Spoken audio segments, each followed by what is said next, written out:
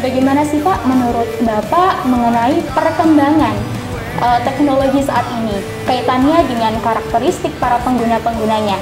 Pemanfaatan teknologi yang tidak pada tempatnya sama seperti kita memakai baju renang gitu ya, tetapi dibawa ke pasar. Kira-kira begitu gitu ya, dalam dunia analog gitu ya. Kalau saya ingin coba bagi ke dalam 3 implementasi ini ya, bagaimana kita membuat dalam dunia digital ini, bagaimana kita membuat, bagaimana kita mengakses, dan bagaimana kita membagikan. Contoh yang paling lekat itu adalah dengan berbagai macam dampak ini kan yang dikorbankan adalah orang-orang yang sebenarnya secara aktif menggunakan media, yang secara pengetahuan juga tahu gitu ya, paham.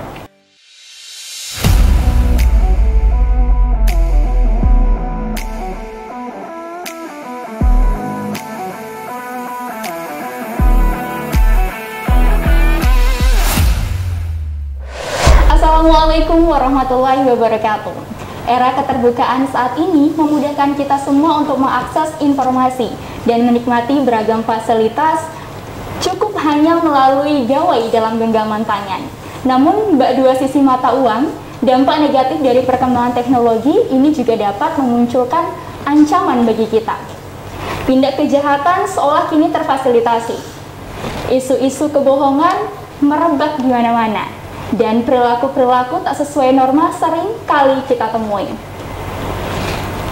Ini antara lain karena kurangnya atau minimnya pengetahuan mengenai nilai-nilai Pancasila dalam kehidupan sehari-hari, terlebih lagi dalam kehidupan berbangsa dan bernegara, dan bagaimana implementasinya apalagi di era digital seperti saat ini. Dan pemirsa, pada tema kali ini kita akan membahas mengenai implementasi nilai-nilai Pancasila di era digital bersama saya Anissa Hidayati dan sejumlah narasumber pada kesempatan kali ini. Kami sapa terlebih dahulu, di sini ada Bapak Dr. Yusdianto SHMH, kemudian ada Bapak Dr. Muhtadi SHMH dan Bapak Dr. Zulkarnain Ridwan ya Pak ya, SHMH. Assalamualaikum Bapak-bapak semua, apa kabarnya ini? Alhamdulillah sehat. Alhamdulillah sehat. Ini yang kedua kali ya Pak ya kita ketemu lagi ya Pak ya. Iya. Alhamdulillah tetap sehat media semuanya. yang sama. Yang kedua kali dengan bulan yang berbeda. Iya, dengan bulan yang berbeda dan tema juga berbeda. Dengan tema yang berbeda juga. Ini mungkin lanjutan dari kemarin. Kalau kemarin mengenai kesadaran mengenai bernegara dan juga konstitusi, saat ini bagaimana implementasi nilai-nilai Pancasila di era digital seperti saat ini. Nah, berbicara mengenai nilai-nilai Pancasila, sebelum kita jauh ya Pak ya mengenai implementasinya seperti apa, saya ingin bertanya terlebih dahulu nih Pak, bagaimana sih Pak menurut Bapak mengenai perkembangan teknologi saat ini, kaitannya dengan karakteristik para pengguna-penggunanya, terlebih soal media sosial, karena kalau berbicara mengenai perkembangan itu tidak jauh ya dengan media sosial. Silakan ini Bapak Yusdianto boleh atau Pak Muh dulu juga nggak apa-apa. Silakan. Yang sebelah sini ya, nasibnya. Sesuai tempat duduk ya. Sesuai tempat duduk, jadi urutnya urut kacang ini modelnya. Oke Mbak Nisa, para pemirsa dimanapun Anda berada, selamat bertemu kembali. Tapi pun, Assalamualaikum warahmatullahi wabarakatuh.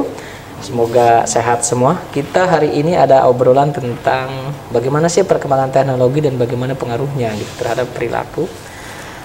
Setuju atau tidak setuju, kondisi hari ini kita berada, kalau di tahun kemarin sih ya, di 4.0 katanya gitu ya. 4.0 itu 4.0.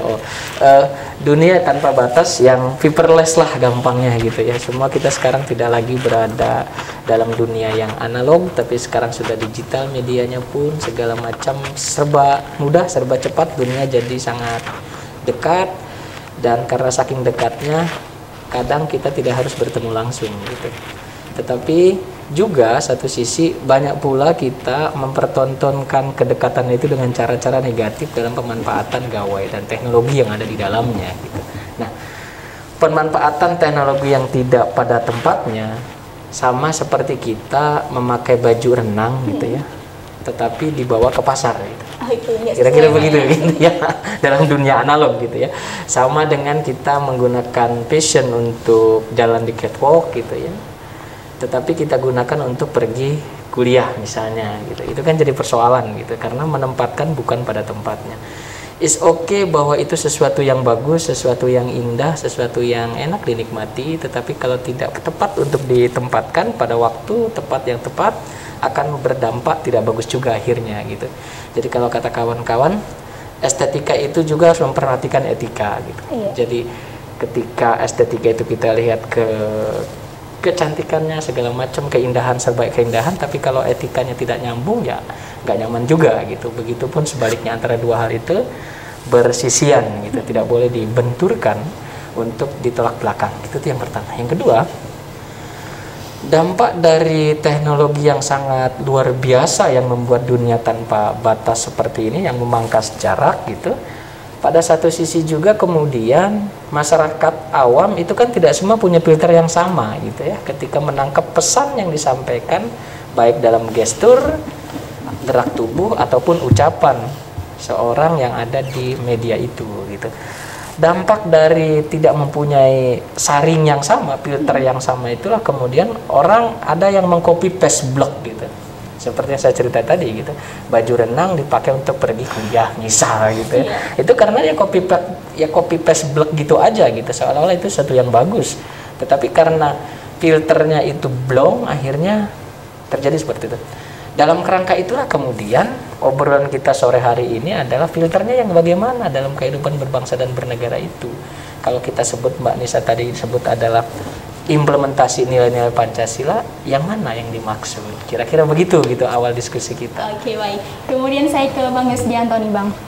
Untuk bagaimana sih eksistensi Pancasila di era digital seperti saat ini? Seperti yang sudah disampaikan oleh Pak Muh tadi mengenai perkembangannya gitu.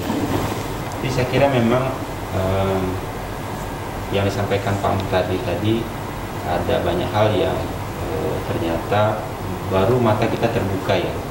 Ternyata memang dengan perkembangan gawai yang cukup luar biasa, kalau hitung-hitungan kita kan sebagaimana pernah kita ulas di dialog sebelumnya, kan mengatakan pengguna aktif dari sekitar 276 juta penduduk yang aktif menggunakan gawai itu sudah hampir di angka 110 sampai 115 juta.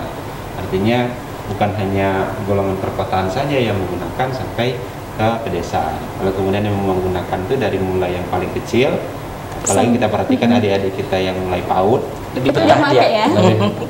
sampai kepada yang nenek-nenek juga. Maka kadang-kadang muncul yang main TikTokan itu nggak sesuai dengan segmennya lagi. Iya, benar. Nenek-nenek sudah main TikTokan juga kadang-kadang. Lebih seru deh kayaknya. Itu namanya Nelly lincah ya. Nah, ini kalau terkait dengan pengguna aktif, kalau kita lihat, lalu kemudian memang ada banyak dampak sebagaimana sampaikan Pak tadi dampak dari adanya media sosial yang begitu banyak.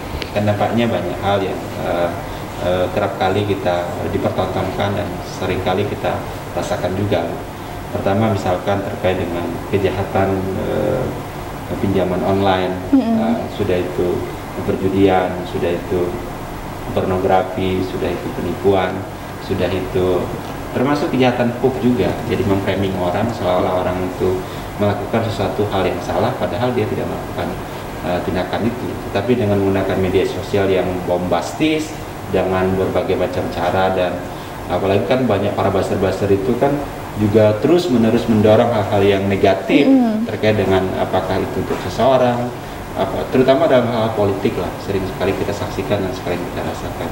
Yang contoh yang paling lekat itu adalah dengan berbagai macam dampak ini kan yang dikorbankan adalah orang-orang yang sebenarnya secara aktif menggunakan media, yang secara pengetahuan juga tahu gitu ya, paham, tetapi karena terbawa framing dan narasi yang itu negatif, itu kemudian menimbulkan konflik-konflik kecil di lingkungan keluarga, kemudian perkawanan. Gara-gara hal media itu kadang-kadang ada yang langsung keluar grup, kan gitu kita lihat kan. Itu karena apa ya? Kita jangan keliru bahwa banyak generasi kita sekarang ini walaupun generasi milenial, tapi bisa kita katakan generasi baper juga. Iya, tingkat bapernya tinggi ya. Tingkat bapernya tinggi, apalagi dengan pandemi sekarang, kurang jalan ke mall, ibaratnya kurang mabar lah. Ya, sekarang kan kurang mabar ini kan banyak definisinya. Bisa main bareng ya, bisa makan bareng. Iya. Jadi kapan kita makan yang kedua itu? Ya. Nah itu, jadi definisi seperti ini kan kemudian menimbulkan sensitivitas dari para pengguna dan para pengikut ya dari media ini.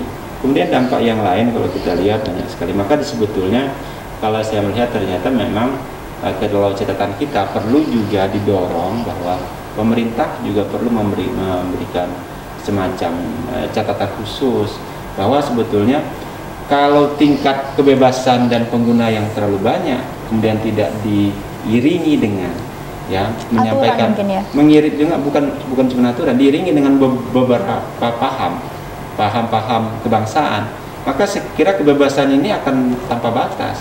Seperti yang sampaikan tadi, kebebasan akan tanpa batas, kemudian kemudahan ini kemudian tidak memberikan manfaat yang cukup signifikan terkait dengan generasi yang akan datang. Maksud saya begini loh, bagaimana kalau misalkan untuk mengantisipasi berbagai macam masalah-masalah yang terjadi tadi, misalkan kejahatan, penipuan, kemudian berita hoax dan seterusnya. Ini misalkan di media itu juga pemerintah punya peran yang cukup besar. Misalkan sebelum kita membuka laman itu ada salam pembuka, salam Pancasila, bahwa dalam menggunakan ini mari kita menjunjung tinggi keadilan. Jadi secara tidak langsung ada edukasi juga di situ ya Pak. Jadi harusnya begitu. Jadi catatan kita. Jadi kalau kita melihat dari 5 sila, apalagi ini kita bicara mengenai bagaimana implementasi, maka saya kira kita nggak boleh membiarkan para pengguna itu kemudian tidak juga diiringi dengan bagaimana mengisi pengetahuan mereka terkait dengan bagaimana belajar tentang kebangsaan. Itu tadi adanya baper, adanya konflik, adanya keributan, adanya masalah, adanya begal dan seterusnya, itu kan akibat dari penggunaan media itu yang tanpa batas. Tanpa batas itu bukan berarti memperingatkan saja, kamu dek jangan pakai handphone ya. Ya gimana mau dipakai, orang dia habis pulsa kata dia kan. Kecuali kalau ada wifi gratis gitu, baru dia pakai. Nah bukan hanya sebatas dari bagaimana menggunakan tidak menggunakan, tapi bagaimana kemudian kita juga punya kewajiban menyampaikan pesan-pesan terkait dengan paham-paham Pancasila itu. Misalkan begini, terkait dengan respon terkait dengan nilai-nilai keagamaan Pancasila. Nilai keagamaan pertama kan sila pertama nilai ketuhanan. Bahwa banyak sekali kan berita-berita hoax yang basisnya adalah agama, yang itu di-framing ke seolah-olah di daerah tersebut terjadi konflik antar agama. Seolah-olah, padahal sebetulnya aman-aman aja. Orang beribadah itu disampaikan bahwa di sana dilarang pemerintah melakukan ibadah, begitu kan? Jadi ujaran kebencian. Jadi menjadi ujaran kebencian, hate speech kan akhirnya keluar. Padahal sebetulnya kan tidak terjadi apa-apa, padahal di sana aman-aman saja. Maka sebetulnya pemerintah juga kadang-kadang kalau saya memberikan iklan apa yang disebut dengan nilai ketuhanan itu. Dan selama kan kita juga belum pernah melihat bagaimana pemerintah ikut serta mensosialisasikan secara visual. Tapi kalau program banyak, tapi menyampaikan secara visual belum. Nah ini yang perlu saya kira di dialog ini kita juga perlu menyampaikan edukasi dan menyampaikan pesan kepada pemerintah. Pemerintah jangan hanya menyalahkan pengguna, tapi pemerintah juga harus ikut serta memberikan paham, misalkan visualisasi nilai keagamaan, kemudian visualisasi nilai kemanusiaan. Nah, sila kedua ini penting, ini kan banyak terkait dengan baper tadi. Gara-gara urusan sedikit urusan politik ini bisa berkepanjangan. Lalu kemudian kita melakukan tindakan yang itu merugikan orang lain. Misalkan dari kita menonton beberapa berita yang visual, yang viral atau terus kemudian dipergunakan. Dan kadang-kadang juga dalam hal berita-berita yang kriminal, ini kan kita lihat bertebaran tuh. Orang menyampaikan visual seperti bagaimana cara gantung diri yang asik kan gitu ya. Kan ini kan aneh gitu ya. Sudah itu bagaimana orang melakukan perbuatan ya seperti ya kalau sekarang kan seperti prank itu ya. Itu kan dari sisi kemanusiaan sebetulnya kadang-kadang nggak beradab ya. Gitu ya. Ibaratnya anak kecil ngerjain orang dewasa, kemudian orang dewasa juga ngerjain anak-anak kecil, kemudian ya apalagi yang lebih parah lagi kan yang berbau prank yang berbau pornografi. Kan saya kira ini apa ya, harusnya di situ loh peran kita untuk mengingatkan supaya konten-konten yang seperti itu kan harus juga dibatasi dengan melihat nilai-nilai kemanusiaan. Namun justru konten-konten seperti itu malah yang menjadi viral ya Pak ya. Nah, yang viral. Karena ini kita tuh lebih senang dengan yang berbau sensitivitas begitu gitu, sensitivitas urusan jenis kelamin, sensitivitas urusan agama, sensitivitas urusan mengenai kesukuan, kebangsaan, apalagi sudah bicara mengenai harga diri, itu sangat sensitif sekali dan mendorong orang itu untuk marah. Jadi kita itu suka benar membuat sebuah konten itu supaya orang itu marah, supaya orang itu teriak, supaya orang itu mengikuti konten yang kita buat. Kita kan tidak mempertimbangkan sisi kemanusiaan, jadi dia hanya mementingkan kemauan dia, tapi tidak melihat kepentingan orang lain. Ini kan dampak yang ditimbulkan. Maka penting kita perlu mengingatkan terkait dengan arti pentingnya nilai kemanusiaan itu. Kemudian yang ketiga, nilai-nilai persatuan. Harusnya media itu bukan untuk menimbulkan konflik, ini harus menyatukan, merekatkan, gitu loh. Misalkan berita mengenai sekarang kan adanya PON, ini kan harusnya merekatkan, gitu. Jangan nanti kemudian PON ini kemudian berakhir pada konflik berikutnya. Akibat dari apa? Akibat yang dibangun itu bukan persatuannya, tapi lebih kepada nilai kedaerahannya. Ini kan, oh Lampung tidak masuk 10 besar. Ini kan muncul akhirnya kan, kata dia sudah bisa anggaran banyak, rupanya kan begitu, tapi tidak masuk 10 besar. Ini kan bukan persatuannya yang dilihat, tapi perpecahannya akhirnya yang dilihat. Kemudian nilai musyawarah, demokrasi. Ini juga penting, nilai demokrasi. Bahwa kita dalam hal ini perlu saling menghargai keberagaman.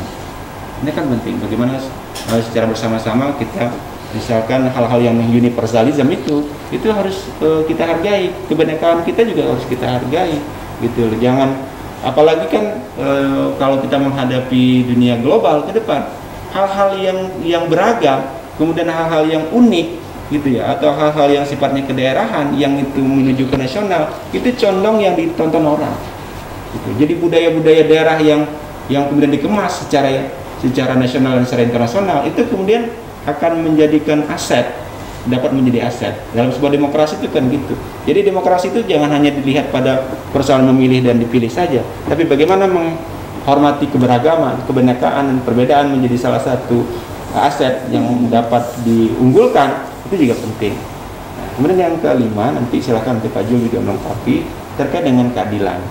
Nah, di sila Pancasila ini kan juga kita sampaikan bahwa keadilan, kesejahteraan terkait dengan apa yang harus dilakukan, ini juga harus disampaikan.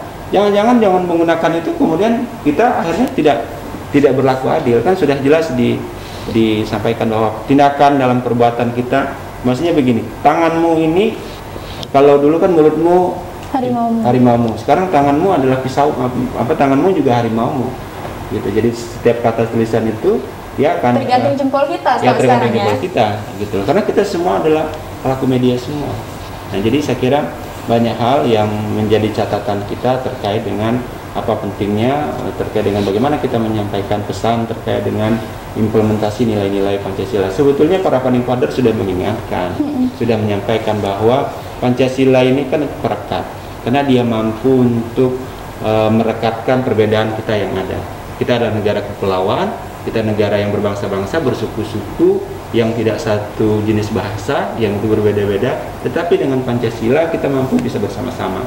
Nah, karakter perbedaan itu sebetulnya tidak mungkin bisa disatukan dengan nilai, tidak mungkin bisa disatukan dengan satu suku saja, tidak mungkin bisa disatukan dengan keyakinan saja, tapi nilai-nilai Pancasila lah yang mampu untuk merekatkan hal ini. Maka di situ, karena berkembangnya teknologi ini, perlu juga pesan kita sampaikan bahwa bagi pengguna media sosial itu juga harus kita ingatkan bahwa dalam penggunaan itu juga harus menggunakan paham-paham Pancasila. Apalagi sasaran pengguna dari media ini, para pengguna aktif dari media sosial sekarang ini kan itu adalah generasi muda.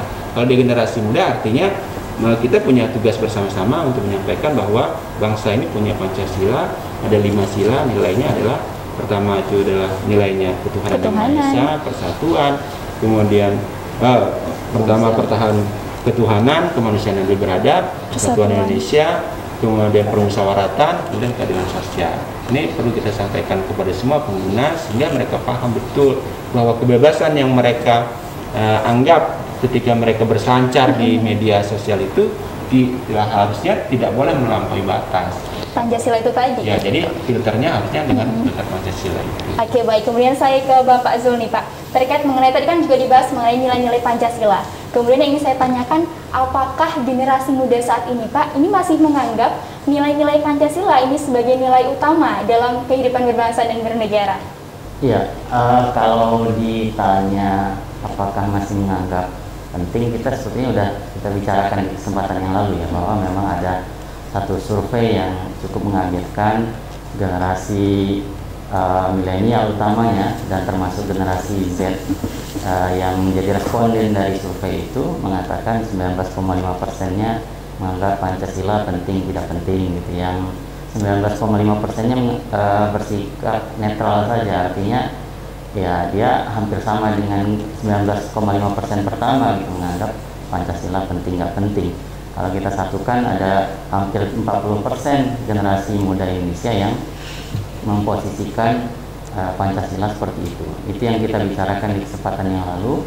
Artinya ini data yang cukup mengkhawatirkan, sebab kita sudah tahu bahwa Pancasila itu merupakan ideologi yang mengikat ya. Kita bicarakan juga bahwa satu-satunya yang tidak dimiliki oleh Uni Soviet pada saat bubar itu adalah mereka kehilangan daya ikat. Nah, daya ikat ini yang kita ingin pelihara di Indonesia, ideologi yang berangkat dari 5 perasaan bangsa. Saya kembali ingin mengutip ya pidatonya Soekarno di 1946 itu. Ini disampaikan juga dalam literatur kalau sosialisasi 4 pilar ya yang dikeluarkan, yang diterbitkan oleh MPR. Pidato Soekarno itu ya beliau berkatakan bahwa Pancasila itu bukan milik saya katanya. Pancasila itu adalah 5 perasaan bangsa Indonesia. Artinya kalau kita mau kembali kepada Pancasila, sebenarnya kita kembali kepada perasaan yang memang kita miliki sebagai sebuah bangsa. Jadi bukan kembali kepada perasaan-perasaan orang lain, melainkan apa yang kita punya. Misalnya ada satu rumusan yang cukup apik ya dibuat oleh Dr. Yudi Latif dalam bukunya Negara Paripurna. Beliau itu ketua Badan Pembinaan Ideologi Pancasila yang pertama ya, sebelum beliau akhirnya mengundurkan diri. Catatan beliau adalah sebenarnya ini misalnya bagi umat Islam yang memang mayoritas di Indonesia, Pancasila itu menggambarkan bagaimana rangkaian sholat katanya. Jadi dimulai dari meninggikan Tuhan dengan takbir itu, diakhiri dengan membagi salam. Artinya ya, menjadikan manusia itu baiklah gitu ya, dengan membagi salam ya, keadilan. Jadi berangkat di awal dari menuhankan Tuhan, lalu menebarkan salam. Artinya rangkaian bukan sesuatu yang jauh-jauh dari kegiatan kita sebagai bangsa Indonesia. Bangsa Indonesia ini memang berketuhanan dan menjalankan ajaran agamanya. Bangsa Indonesia ini biasa memanusiakan manusia gitu. Bangsa Indonesia ini cenderung untuk bersatu, tidak ingin cerai-berai. Bangsa Indonesia ini dekat dengan nilai kerakyatan, mufakat gitu ya. Dan bangsa Indonesia ini saling dukung, saling dorong, saling membantu, karena memang memahami bahwa keadilan bagi seluruh rakyat Indonesia itu adalah sesuatu yang penting untuk diperjuangkan. Maka kalau nilai kita bisa ambil masing-masing kata dasar itu kan, Tuhan, manusia satu, rakyat adil. Ini singkatnya enak gitu ya. Jadi ketuhanan yang Maha Esa, kemanusiaan adil beradab, persatuan Indonesia, kerakyatan dipimpin oleh hikmat kebijaksanaan dalam permusyawaratan perwakilan dan keadilan sosial bagi seluruh Indonesia. Nah, jadi Tuhan, manusia satu, rakyat adil ini jadi cara pandang kita saat berinteraksi dengan dunia sosial. Karena itu dia menjadi filter tadi kata Pak tadi kata Pak Yus ya. Jadi filter kalau kita berinteraksi dengan dunia digital hari ini, saringlah dengan nilai-nilai yang kita miliki, dan itu bukan milik orang lain kok, itu milik kita sendiri, perasaan kita. Nah, maka ini kalau saya ingin coba bagi ke dalam 3 implementasinya ya, bagaimana kita membuat dalam dunia digital ini, bagaimana kita membuat, bagaimana kita mengakses, dan bagaimana kita membagikan. Yang pertama, bagaimana kita membuat, kalau dibingkai dengan nilai-nilai Pancasila itu, kita akan paham kalau membuat informasi itu pastikan memang mempertimbangkan pluralitas ya bangsa ini, kemajemukannya, sehingga tidak akan memunculkan isu-isu yang bisa nanti justru menimbulkan perpecahan dan sebagainya yang tadi disampaikan Pak Yus ya. Yang kedua, bagaimana mengakses. Mengakses ini harus cerdas. Nah, saya menggarisbawahi saja apa yang disampaikan Pak Muhtadi dan Pak Yus tadi. Jadi akseslah dengan cerdas. Terujuklah kepada sumber-sumber yang memang punya kapabilitas untuk membuatkan informasi itu. Jadi jangan cari informasi dari sumber yang memang tidak punya kompetensi untuk mengeluarkannya. Ini sudah kami tegur juga kalau di lingkungan kampus untuk skripsi misalnya. Kami katakan jangan lagi kutip dari blogspot, WordPress. Bukan kita benci dengan blogspot dan WordPressnya, tapi siapapun bisa membuat statement di situ. Misalnya Mbak Nisa kapasitasnya keilmuannya itu di bidang PR, gitu ya, misalnya PR bukan hukum gitu. Tapi bisa aja dia nulis hukum itu adalah begini, posting di sana gitu ya. Tanpa kita bisa tahu sebenarnya Mbak Nisa ini kapasitasnya apa. Nah ini bisa dengan mudah kalau sumbernya itu ditarik dari sumber-sumber yang memang tidak punya kapasitas gitu. Sehingga kita kalau mau merujuk ke website yang memang jelas siapa di belakang, yang kredibel gitu. Kalau pemberitaan juga upayakan dari memang yang punya lembaga yang bertanggung jawab dan sebagainya. Nah, yang ketiga bagaimana membagi, ini juga sudah disampaikan tadi, saring sebelum sharing ya.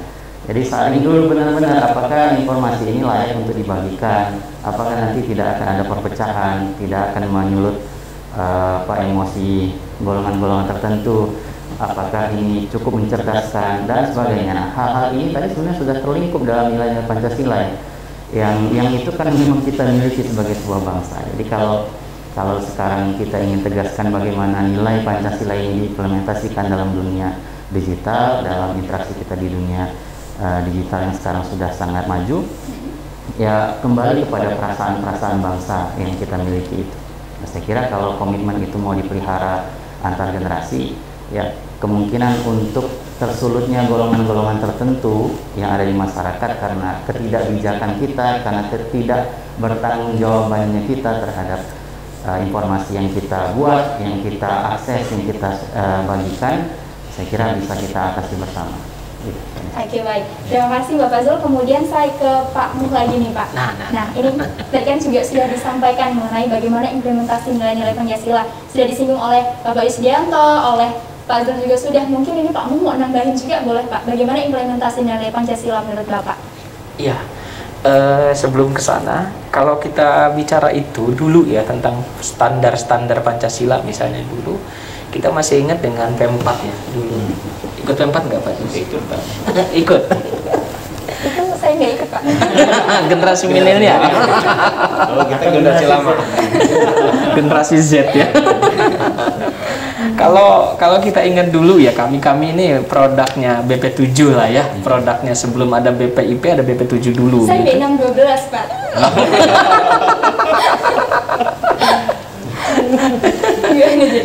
Iya itu dia gitu ya.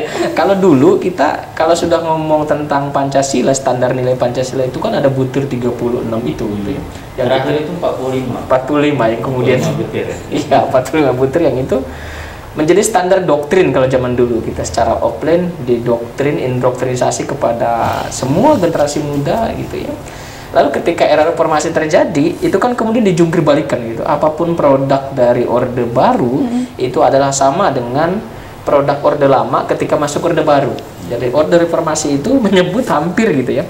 Setiap sesuatu yang dibuat oleh Orde Lama, Orde Baru itu adalah sesuatu yang tidak perlu dipertahankan, harus direformasi, dibubarkan gitu. Termasuk nilai-nilai P4 yang itu menjadi standar baku pada zaman itu. Bukan saya maksud kita akan kembali ke sana, tidak, bukan gitu. Maksud saya gini. Dari sisi nilai-nilai standar baku yang dibuat pada saat itu bagus gitu. Ketika kita bicara nilai standar-standar bakunya, yang mungkin menjadi persoalan adalah bagaimana terjadi pemaksaan standar itu sesuatu yang harus seperti itu saja gitu. Tidak ada interpretasi berbeda terhadap mana Pancasila yang melahirkan nilai sebagai implementasi dalam berbangsa, bermasyarakat gitu. Nah, di era reformasi kan itu ditinggal gitu ya. Kemudian berubah, pada mata kuliah juga berubah, mata pelajaran juga berubah. Tidak lagi kita temukan ada P4, tidak lagi ada BP7 gitu. Muncul BPIP yang kemudian justru menimbulkan banyak carut dan karut gitu ya di bagian akhir ketika BPIP yang harusnya betul-betul melingkupi semua kepentingan masyarakat termasuk dalam mengembangkan dan mempertahankan ideologi Pancasila gitu. Dan Pancasila kan kita sepakat dari dahulu kala ini ideologi terbuka gitu. Sehingga nilai apapun yang masuk sepanjang itu adalah sepaham atau segaris alur dengan apa yang dikehendaki oleh Pancasila itu sendiri yang disebut Pak Zul tadi, Pak Yus tadi gitu ya, maka dia boleh meresap ke dalam diri Pancasila itu sendiri gitu. Sehingga kita ketika nilai-nilai itu masuk, kita menganggap ini bukan sesuatu yang bertolak belakang dengan identitas kita gitu.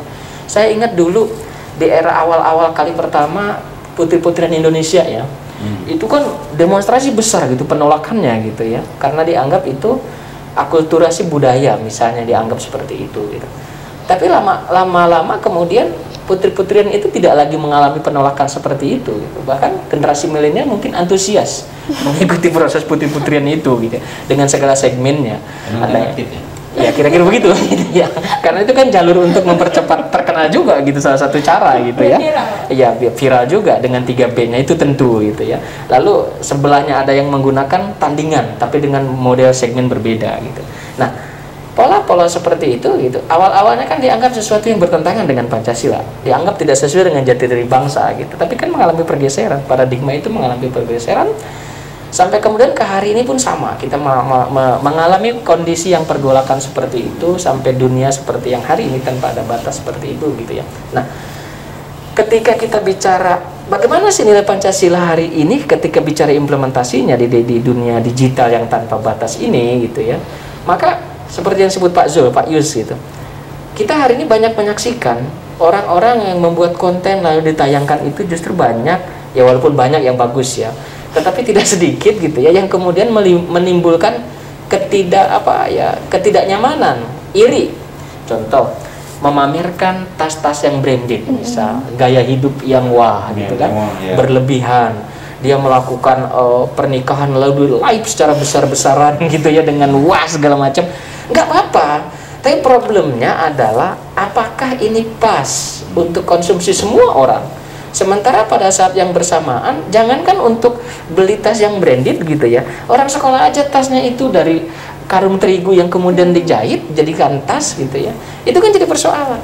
Bagaimana kemudian dia nenteng sepatu yang demikian mahal, kemudian di-shot, dipublish pada saat bersamaan. Jangankan untuk nenteng sepatu yang begitu dengan branded bagus kayak gitu ya, sekolah aja dia nggak pakai sepatu. Iya. Apakah tidak kemudian menimbulkan iri bagi masyarakat yang tidak semua? Kesenjangannya kelihatan. Bagi orang yang berpikir positif, itu akan memacu dia untuk berbuat positif gitu. Tetapi jauh lebih banyak orang kemudian melihatnya dari yang berbeda gitu. Sombong amat gitu ya, mentang-mentang dia punya gitu ya. Ini Pak Mungkin bagian yang mana Pak? Ya, bagian yang menikmati saja. Kalau saya sih maksudnya gini, dalam pembuatan konten seperti yang disebut Pak Zul, ketika memproduk konten itu, maka konten ini harus dilihat segmennya akan dikemanakan gitu. Dan hari ini konten kita kan terbuka gitu. Begitu kita upload ke YouTube, ke medsos, ke IG atau kemanapun gitu, semua orang yang punya gawai akan mudah mengakses itu gitu. Artinya seperti disebut Pak Yus, karena tidak ada peringatan gitu ya, apakah usia Anda sudah 18 tahun? Kira-kira begitu ya. Hati-hati, konten ini hanya untuk anak 18 tahun ke atas misalnya. Apakah ada peringatan semacam itu gitu? Tapi saya membayangkan juga, harusnya di media sosial itu ada klaster umum. Ya, seperti YouTube itu kan ada YouTube untuk anak-anak, YouTube Kids. Dan di media yang lain harusnya sama. TikTok kan tuh kayaknya harus dibuat klaster juga ya Mas. Klaster untuk anak-anak, nenek. Jadi yang nenek-nenek yang konsumsi nenek-nenek aja, nggak perlu kita yang dewasa mengkonsumsi juga kan gitu ya. Ya memang saya sependapat wilayah itu gitu. Cuma pertanyaannya kan, bagaimana pemerintah bisa membiayai ya, bisa mengadop model pembatasan dengan cara seperti ini? Kalau kita nonton medsos itu, kita nonton apa gitu ya. Tapi di TV sudah ada loh. Sudah mulai tontonan untuk umur 13 tahun. Ya, kalau itu kan iya gitu. Itu udah agak lama. Kalau itu udah agak lama gitu. Tapi itu kan di media yang itu, yang bahasa gampangnya masih deket-deket analog lah sebenarnya gitu kan. Iya, belum nyampe ke tangan kita yang model tadi. Kalau yang model tadi itu kan paling sampai sekarang ya, konten ini hanya untuk anak usia sekian, memang sudah ada sebagian, tetapi ini hanya pada konten-konten tertentu gitu. Kalau dulu kan yang konten agak berbau font misalnya gitu kan, menyebut seperti itu saja gitu ya, kemudian diblokir gitu ya. Nah, dalam pembuatan konten semacam itu, maka sharing gitu ya, standar nilai yang harus dimiliki oleh si pembuat konten itu kan seharusnya memahami itu gitu. Memahami apakah ini pas dengan kondisi masyarakat seperti ini. dalam masyarakat susah hari ini seperti kena dampak dari COVID, Pandemi. tidak patut. Buat saya tidak patut kita mengeksplorasi kamar tidur orang itu dengan segala macam luxnya gitu, tidak patut gitu. Karena kondisinya memang tidak patut hari ini. Tapi kalau kemudian mengeksplorasi bagaimana rumah makan gratis misalnya gitu ya, lalu memberikan informasi kepada masyarakat di sini loh tempat-tempat yang bisa dinikmati dengan cara free, Anda bisa mendapatkan akses itu, baik itu terkait dengan vaksin misalnya, Anda ke sana dapat masker gratis, itu tepat pada tempat dan waktu yang sama, yang benar gitu. Tapi kalau kayak tadi gitu ya, ini nggak tepat menjadi persoalan. Makanya dalam konteks pemaknaan implementasi nilai-nilai Pancasila itu, mari kita nilai diri sendiri gitu loh. Mirip seperti etika lah ya. Etika itu kan bukan persoalan orang menilai kita, tidak gitu. Tetapi apakah kita sendiri gitu diperlakukan seperti itu nyaman atau tidak? Jadi menempatkan posisi itu seolah-olah kita yang akan menikmati itu dan akan merasakan gitu dampak yang akan muncul itu gitu. Nah, sangat umum orang masyarakat kita itu menonton, melihat, lalu kemudian mengcopy paste gitu. Jadi kalau kita sih bagus memang yang ada ATM ya, sekedar ya dia mengamati, lalu kemudian tiru, modifikasi, itu bagus. Tapi di dalam masyarakat kita yang saringnya itu jebol atau malah nggak ada saringan gitu, ATM itu nggak berlaku. Sampai AT. Iya, cuma AT doang, dia langsung amati, lalu dia langsung tiru, blak dia melakukan itu. Dan lebih celaka lagi, konten sebut Pak Yus tadi, karena tidak ada pembatasan usia, akhirnya orang dewasa yang melakukan konten itu lalu ditiru oleh anak-anak yang umurnya belum sampai. Contoh yang sekarang banyak nih, contoh yang lain ya. Misalnya dia merayu-merayu, adegan ngeprang dengan tetap ngeprank tapi dengan cara dia menampilkan rayuan gombal misalnya gitu. Sensualitasnya sensualitasnya yang ditonjolkan gitu ya, lebih mengarah pada pendidikan yang justru merusak karakter gitu. Bayangkan kalau anak-anak yang nonton seperti itu, dia ngepranknya bagus sih awalnya, dia main alat musik tertentu lalu kemudian pintar dia menyanyi, tapi di sela-sela itu dilakukan dengan cara rayuan gombal gitu kan, merayu ya buat orang baper gitu. Itu kan tidak bagus gitu. Apakah kemudian seperti itu yang akan kita bentuk? Konten prank Arab itu, prank Arab yang ngegombal itu banyak loh ini. Termasuk penonton. Ya maksud saya, prank dalam konteks yang itu tujuannya positif is okay. Tetapi apakah budaya merayu lawan jenis yang bukan siapa-siapa itu adalah merupakan cita rasa bagi kita semua, dipertontonkan maksud saya gitu ya, berarti bukan siapa-siapa. Apakah kita dalam diri kita ya secara etis, apakah itu sesuatu yang nilai-nilai Pancasila semacam itu kan jadi pertanyaan gitu kan. Tapi konten itu kan yang tingkat penontonnya itu bukan 236 gitu ya, tapi 236K gitu belakangnya gitu kan. Jadi yang menontonnya banyak, yang like-nya banyak gitu ya. Itu kan jadi soal gitu loh. Saya kira itu yang saya tambahkan dari obrolan tentang bagaimana implementasi dari nilai-nilai Pancasila itu gitu. Dan sekali lagi, nilai Pancasila itu adalah bukan sekedar melihat bagaimana Pancasilanya itu gitu. Tetapi inilah jati diri yang kita sepakati oleh para pendiri, disepakati oleh pendiri bangsa dulu kita. Inilah kita. Zaman boleh berubah, teknologi boleh maju, tetapi kalau sudah bicara tentang etika, kita bicara tentang jati diri bangsa, maka harusnya kita mempertahankan diri. Bukan kemudian kita larut dengan media yang justru merusak jati diri bangsa kita.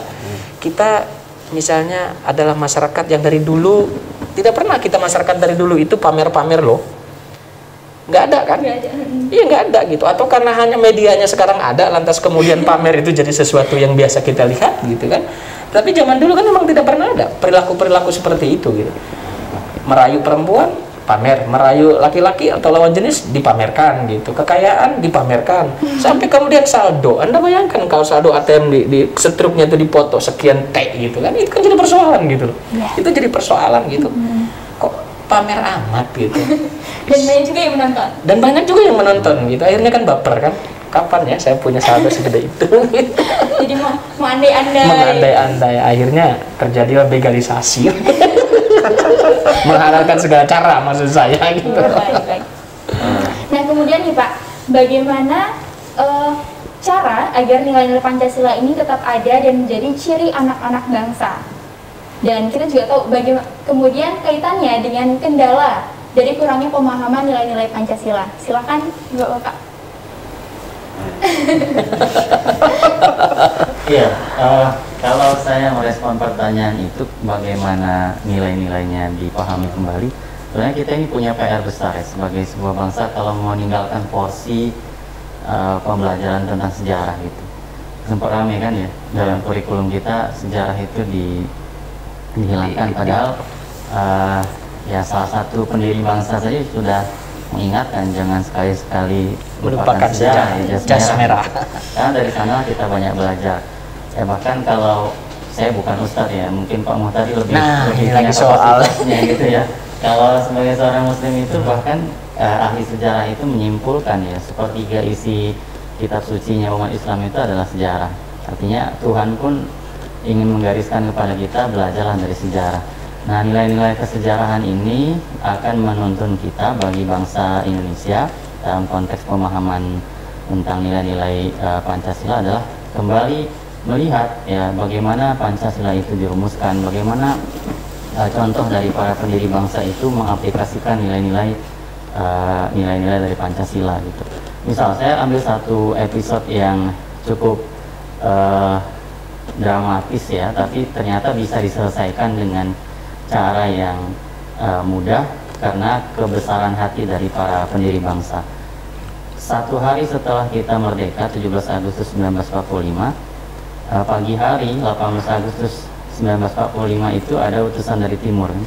Kita sudah sering tahu gitu ya peristiwanya, yang menyampaikan bahwa keberatan terhadap rumusan dari pembukaan Undang-Undang Dasar yang menyebutkan sila pertama ya, sila pertama itu ketuhanan dengan kewajiban menjalankan syariat Islam bagi pemeluk-pemeluknya. Nah, 7 kata ini. Jadi teman-teman dari timur katakan mohon itu dipertimbangkan gitu, karena ini tidak bersesuaian atau merasa terancam dengan kewajiban tersebut. Mbak Nisa tahu itu diselesaikan oleh 5 orang pendiri bangsa ya kalau kita baca literaturnya. Ada Muhammad Hatta, kemudian Kasman Singodimejo, Ki Bagus Hadikusumo, kemudian bapaknya Gus Dur, almarhum Gus Dur, Wahid Hasim, kemudian yang terakhir dari tokoh dari Aceh, Tengku Muhammad Hasan. 5 orang ini bersepakat 15 menit loh Mbak. 15 menit oke. Kalau begitu kita ganti ketuhanan yang Maha Esa. 7 kata ini tidak menghilangkan esensi dari kata ketuhanan yang Maha Esa. Setuju, sepakat, cukup 15 menit. Padahal mungkin pembicaraan sebelumnya lebih panjang ya, tapi ada kemaslahatan atau kemanfaatan yang lebih besar ingin diperjuangkan. Karena kita baru merdeka, kita ingin merangkul bersama anak bangsa ini dalam satu kesatuan gerak gitu untuk mempertahankan kemerdekaan. Nah, cara pandang, contoh dan teladan dari para pendiri bangsa yang seperti ini yang hanya bisa kita ketahui kalau kita mengkaji sejarah gitu. Jadi kalau porsi kurikulum kita menegasikan porsi sejarah, saya kira pemahaman anak-anak bangsa sekarang, generasi milenial, generasi Z terhadap nilai-nilai Pancasila itu menjadi lebih sulit untuk tersampaikan. Kalau mau dipaksakan seperti model Orde Baru ya, dengan yang tadi dikutip oleh Pak Muhtadi, pernah ada 36 butir nilai Pancasila, kemudian ada 45 butir nilai Pancasila, ya kita relatif lah menilainya. Yang penting adalah bagaimana pemahaman terhadap poin-poin utama yang kita miliki terhadap dari Pancasila itu meresap, karena memang dia bukan datang dari luar loh, itu datang dari diri kita. Kata Soekarno tadi, itu perasaan kita. Jadi kalau saya katakan misalnya begini, Mbak Nisa ini dikenalnya baik, misalnya rajin menabung, tidak sombong, kemudian ayo Pak yang baik-baik Pak, apalagi murah senyum gitu ya, itu pramuka ramah Satu lagi apa? mudah jodoh. Misalnya 5 itu ya. Kita ulangi lagi. Murah senyum misalnya, ramah, rajin menabung, tidak sombong, dan mudahkan jodohnya. jodoh itu amin paling serius. Nah misalnya 5 ini yang dilekatkan ke Mbak Nisa, tapi tiba-tiba terus ada yang bilang, oh enggak, cuma 2 aja loh. yang dimiliki oleh Mbak Nisa ini tiga aja. Ada orang lagi ganti, enggak, cuma satu aja, Mbak Nisa itu cuma ramah aja misalnya, dihilangkan 4 yang lain. Artinya semakin hari kita akan melihat bahwa orang nggak semakin mengenal sebenarnya Mbak Nisa gitu. Saya mau mengaitkan dengan apa ini peristiwanya? Perubahan Pancasila itu menjadi Trisila, Ekasila gitu.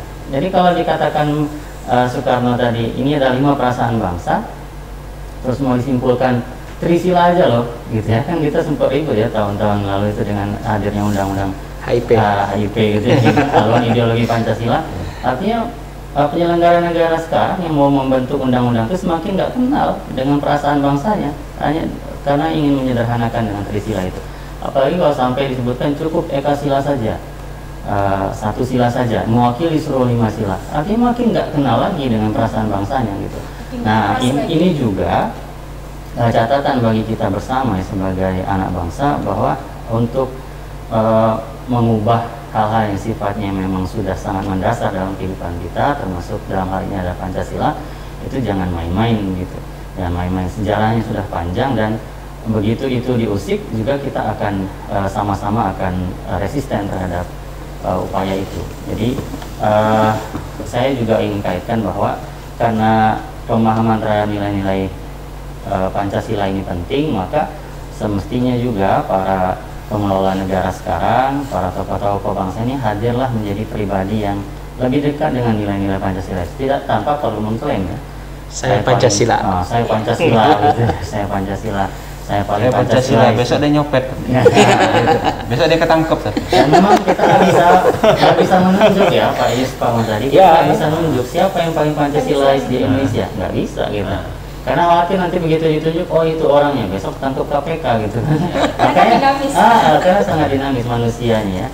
Jadi hadirlah sebagai pribadi yang lebih dekat dengan nilai-nilai Pancasila. Dan kalau kita mau tarik sebenarnya, semakin agamis seseorang, artinya menjalankan ajaran agamanya, maka dia lebih dekat dengan nilai-nilai Pancasila. Jadi jadilah semakin agamis yang sesuai dengan tuntunan, maka Anda akan menjadi paling Pancasilais tanpa perlu klaim. Iya, tanpa perlu klaim, itu yang terpenting. Baik, kemudian yang terakhir nih, apa nih yang ingin disampaikan untuk kita semua, para warga Indonesia, terkait implementasi dari nilai-nilai Pancasila? Ke Pak Isdianto ya. Baik, saya kira tadi saya juga ternyata banyak mendapatkan informasi ya tambahan dari Pak tadi, Pak Zul. Nah, artinya kan begini, kalau kita melihat implementasi Pancasila di media sosial, tentu yang pertama harus kita lihat bahwa pemerintah harus ada di dalamnya. Jadi artinya dalam mengatur tentang media sosial ini, apalagi kan providernya ini kan ada di pemerintah. Nah, jadi pemerintah sebagai pemilik, artinya juga pemerintah harus mampu untuk mengatur, untuk tidak melepaskan. Kalau misalkan tadi kata Pak Mu tadi mampu untuk memfilter, tapi kalau misalkan memasukkan nilai Pancasila yang disebutkan Pak Zul tadi, 5 hal tadi, kan tidak, kan hal yang mudah. Persoalannya mau tidak. Maka saya kira media itu harus diisi dengan konten Pancasila. Misalkan kata Assalamualaikumnya ada kata ketahanan dulu, lalu kemudian yang lain ada. Jadi pertama ada jeda waktu 5 detik, 10 detik itu dibaca Pancasila dulu. Pertama itu dulu.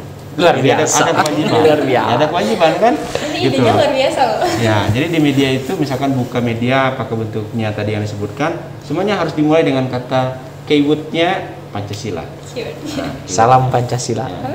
Ya kan, ya itu prakteknya kan gitu. Lalu kemudian yang berikutnya adalah saya kira medianya perlu difilter. Kemudian juga pemerintah juga harus menyampaikan bahwa dalam konten perilaku ya itu juga perlu ada ketegasan gitu loh. Jadi jangan hanya kemudian penyelenggara itu tadi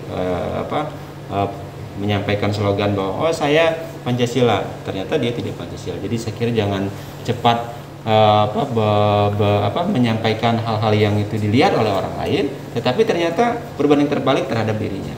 Tapi kalau ketika sudah bicara mengenai Pancasila, harusnya dijawantahkan di seluruhnya, mulai dari isi kepala sampai ke kaki. Ini kan nggak antara kaki sama isi kepala kan beda-beda.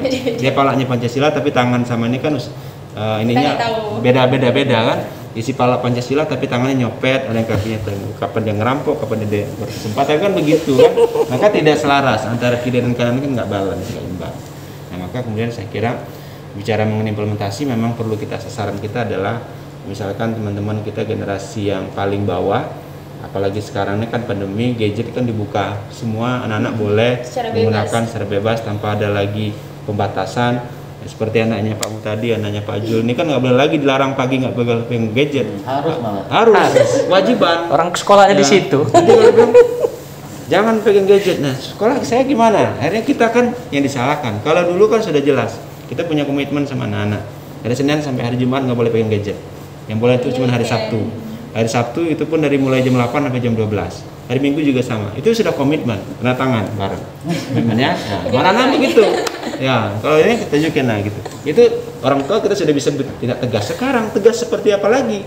Nah, maka kemudian pemerintah kita harapkan sebagai pemilik dari provider itu semua untuk dapat mengatur ininya tata laksananya sehingga tidak secara gamblang. Ini misalkan gini ya, konten game itu anak-anak itu selebihnya sudah buka di konten gamenya, nggak bisa kita larang, gitu ya, langsung kan. Nah, tangannya cepat gitu. Kapan kita ada dia sudah belajar, kapan kita nggak ada gamenya jalan lagi kan gitu loh. Ini nggak bisa kita larang. Maka saya kira bisa tidak kira-kira misalkan di jam-jam tertentu, misalkan pagi sampai jam 12 pemerintah menghentikan semua aktivitas game yang ada di media sosial. Kan bisa kan, tinggal dipencet aja kan bisa. Asal mau aja. Ini kan persoalannya pemerintah melalui badan terkait, lembaga terkait mau mengatur itu. Ini kan jangan hanya mengatur terkait dengan izin tayang aja. Ya, atau gini Pak Yus, kalau dipencet mati dalam jam itu kan rugi juga tuh. Apaan yang rugi? Pendapatannya dong. Oh gitu. Iya, makanya solusinya nggak apa-apa dibuka, tapi jam itu adalah jam mahal pajaknya. Jadi orang tua iya. Jadi kalau dia tayang di antara jam belajar jam 7 sampai jam 12 atau jam 3 sore misalnya, itu kan jam anak belajar nih gitu ya. Maka pajaknya 500% misalnya. Tetap boleh, tapi pajaknya 500% Pak Jules. Jadi itu lebih ya kan kita sama-sama mau hidup kan, lebih Pancasila kan. Sudah itu yang berikutnya kalau kita cermati di regulasi ya, regulasi yang terkait dengan penyiaran, lalu kemudian regulasi terkait dengan informasi, regulasi terkait dengan undang-undang ITE, itu ternyata membuka ruang yang seluas-luasnya. Jadi undang-undang ITE itu juga tidak mampu untuk, dia hanya mengikat kepada yang menyebarkan, tapi yang membuat yang disebutkan oleh Pak Jo kan tidak, pelaku tidak. Banyak konten-konten prank itu sebetulnya kan tidak mendidik, hanya sebatas hiburan. Saya kira hiburan ini kan juga ada batasannya. Kan kita sudah sepakat bahwa boleh kita memberikan hiburan sepanjang kita tidak merugikan hak orang lain. Jangan kita mencari konten atau sensasi yang itu sebetulnya mengejar viewer saja, tapi kita tidak memperhatikan orang lain. Ini banyak sekali konten-konten yang seperti itu. Nah, harusnya dengan regulasi ya, tapi kalau dia belum ada, harusnya ini kan tugas pemerintah untuk segera diisi sehingga pemerintah bisa memproteksi. Ini kan persoalannya kan kemauan pemerintah mau tidak memproteksi hal begini. Nah, kemudian juga yang terakhir ya, saya kira melalui dialog ini kita mau menyampaikan pesan bahwa penggunaan media sosial itu juga harus pertama harus didampingi oleh orang tua, kemudian juga harus cerdas, harus bermanfaat, harus dapat dipergunakan secara positif kepada si yang menggunakan. Dan kita juga berharap pemerintah dapat juga memberikan ketegasan terkait dengan bagaimana ikut serta, yaitu memasukkan konten-konten yang banyak bernilai Pancasila, sehingga semua pengguna Pancasila, pengguna media itu ya seperti beberapa negara yang lain. Misalkan kita melihat di beberapa negara yang menggunakan paham komunis ya, atau paham-paham yang lain, itu kan mereka tegas terkait dengan paham itu sangat tertib. Nah, kita maka sebagai negara yang menggunakan paham Pancasila juga harus tegas untuk menginformasikan, memberikan pendidikan, memberikan pengajaran, lalu kemudian memberikan contoh. Dan ini semua kembali pertama perilaku penyelenggara, kemudian para pengguna untuk secara selaras. Jadi kita menggunakan media ini secara positif untuk apa? Untuk keberlangsungan bangsa kita ke depan. Jadi kayak gitu. Jadi jangan sampai dengan media ini merusak generasi kita yang akan datang. Harusnya paham Pancasila sebagai pengawal dari generasi yang akan datang dengan paham-paham yang cukup luar biasa yang itu berasal dari seluruh masyarakat Indonesia. Begitu. Oke, baik. Nah, ini terakhir mungkin ada yang disampaikan kembali Bapakmu atau Pak Zul, silakan. Sebagai closing statement ya. Saya kira begini, Mbak Nisa dan pemirsa sekalian, semua hal yang baik itu seharusnya dengan cara pandang yang sama ya. Jadi misalnya kita kalau berkaitan dengan lingkungan, kita selalu katakan lingkungan hidup kita hari ini itu bukanlah warisan dari nenek moyang, tapi adalah titipan dari anak cucu. Itu kan sering kita. Kenapa tidak juga kita harus katakan seperti itu dengan nilai-nilai baik ya di dalam kehidupan kita bernegara dan berbangsa. Pancasila itu sebenarnya titipan dari anak cucu kita yang ingin mereka nanti juga resapi, nikmati, mereka aplikasikan dalam keseharian gitu. Bukanlah sesuatu yang diwariskan. Memang tentu itu adalah warisan, tapi ini sebagai pesan kepada anak cucu kita, karena nilai-nilai Pancasila ini adalah nilai-nilai baik yang digali dari perasaan bangsa Indonesia. Maka kita yang sekarang ada di bumi Indonesia ini memastikan bahwa dia nanti terwariskan dengan baik kepada generasi selanjutnya. Hanya dengan itu saya kira keberlangsungan kehidupan kita berbangsa dan bernegara sebagaimana yang diinginkan oleh para pendiri bangsa bisa kita pastikan terwujud ya di dalam kehidupan kita di generasi-generasi yang akan datang. Saya kira begitu. Oke, baik. Pakmu cukup Ya, atau saya silakan? sedikit saja gitu. Banyak juga apa-apa. Kita closing statement aja gitu Mbak Nisa, rekan-rekan dan para pemirsa di seluruh tanah air. Pancasila itu adalah kita, dan kita tidak bisa mengklaim mana di antara kita yang paling baik dalam berpancasila. Tetapi semua nilai-nilai yang best practice dalam kehidupan bermasyarakat, bertetangga, bernegara, maka pada ujungnya adalah bagaimana menciptakan harmoni dalam kehidupan berbangsa dan bernegara. Kita boleh berbeda karena memang sejatinya kita berbeda gitu. Tetapi dalam mencapai tujuan, mari kita rangkul bersama, bukan kemudian memukul karena persoalan perbedaan. Terima kasih. Ya, cukup. Oke, baik. Terima kasih sebelumnya untuk Pak Yus, kemudian Yes, Pak Mu dan juga Pak Zul atas kesempatannya. Dan pemirsa, demikianlah tadi bincang kita mengenai implementasi nilai-nilai Pancasila di era digital. Zaman boleh berubah ya Pak ya, kemudian perkembangan teknologi juga bisa berubah. Namun pedomannya tetap satu, yaitu Pancasila. Saya Nisa Hidayati, wassalamualaikum warahmatullahi wabarakatuh. Waalaikumsalam. Waalaikumsalam warahmatullahi wabarakatuh. Salam Pancasila.